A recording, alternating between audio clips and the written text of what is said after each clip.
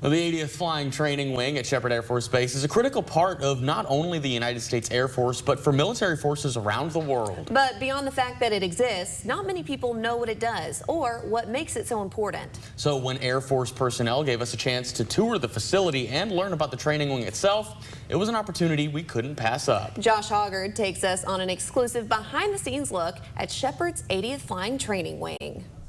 Our day at Sheppard Air Force Base began with a briefing at the headquarters of the 80th Flying Training Wing, home of the Euro-NATO Joint Jet Pilot Training Program, the world's only international pilot training program. NJEPT is utilized by 14 different nations, and around 65% of U.S. fighter pilots trained at NJEPT at some point. According to Colonel Ryan Serrell, an NJEPT graduate himself, the training wing has over 200 aircraft, over 1,500 personnel, and last year logged more than 61,000 flight hours, easily making it the largest training wing in the world. After headquarters, it was off to aerospace physiology and its massive hyperbaric chamber. It's meant to simulate some of the things that pilots will experience in flight, like hypoxia or a loss of oxygen in the blood. So that's one of the things we use the chamber for, is basically from them experience hypoxia, know their symptoms, and then correct for it. Because the ultimate goal of aerospace physiology, training pilots how their bodies react to flight. This device is meant to simulate the disorientation pilots may feel during flight. I was given a mission, and it seemed like a simple enough task. Throw your arms up real fast, sit up as straight as possible, like you're on a roller coaster ride.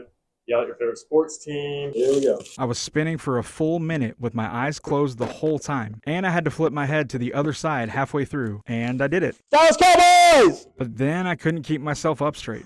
Whoa. For pilots, it's all about knowing the feeling and learning to rely on their instruments to guide them. But that's not the only way the 80th trains its students' bodies. The next stop was the craft, where student pilots train physically and psychologically to keep their minds and their bodies in top shape, with exercises catered to ensuring they can physically handle the toll of flying. And speaking of flying,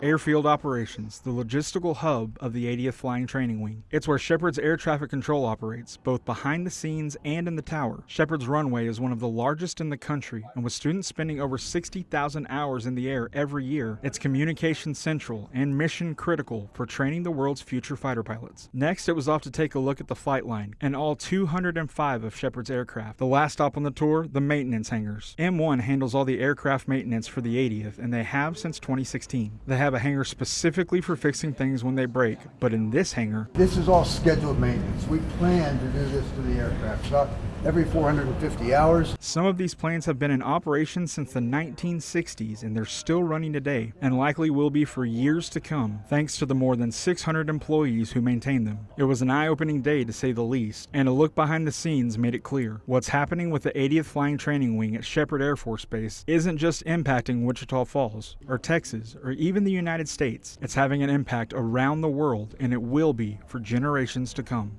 Josh Hoggard, KFDX3 News.